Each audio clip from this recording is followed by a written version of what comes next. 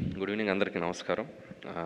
First of all ఏ ముహూర్తాన title పెట్టాము Bhagavanth kesari.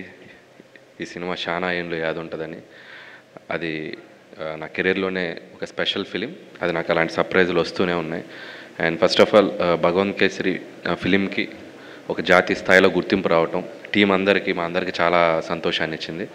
And national award కమిటీకి జ్యూరీకి థ్యాంక్స్ చెప్తూ, అలాగే ఆ సినిమా ప్రొడ్యూస్ చేసిన మా సాహు గారపాటి గారికి అండ్ ఆ సినిమాని ఆ పాయింట్ని ఒప్పుకున్న మా బాలయ్య బాబు గారికి థ్యాంక్స్ చెప్తూ, అండ్ ఇక సైమా గురించి మాట్లాడాల్సి వస్తే ఫస్ట్ విష్ణు గారి గురించి మాట్లాడలేదు. అండ్ లాంగ్ అసోసియేషన్ ఆయనతో నాకు. నేను 2015 నా ఫస్ట్ ఫిలిం పటాస్కి అప్పుడు ఇండస్ట్రీలో కొత్తగా వచ్చాను నేను.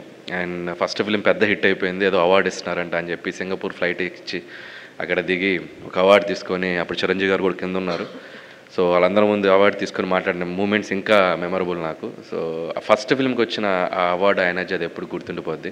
ఆ తర్వాత F2కి తీసుకున్నాను. ఆ తర్వాత భగవంత్ కేసరికి ద బెస్ట్ ఫిలిం కోటాలో మళ్ళీ లాస్ట్ ఇయర్ తీసుకోవడం జరిగింది. ఆ తీసుకున్నప్పుడే నాకు గుర్తు, ఇందాక సాహు గారు చెప్పినట్టు విష్ణు గారు ఒక మాట అన్నారు, అండ్ ఈ film going to be national award వస్తుంది అని చెప్పారు.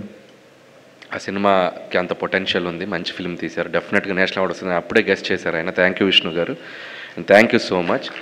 అండ్ సైమా అవార్డ్స్కి ఒక స్పెషల్ ఏంటంటే చాలా అథెంటిక్గా, చాలా జెన్యూన్గా, ఎటువంటి ఇది ఇన్ఫ్లుయెన్స్లు ఉండవు. ఒరిజినల్గా సినిమాలో కంటెంట్ని బట్టే వాళ్ళు అవార్డ్స్ ఇస్తూ వస్తుంటారు.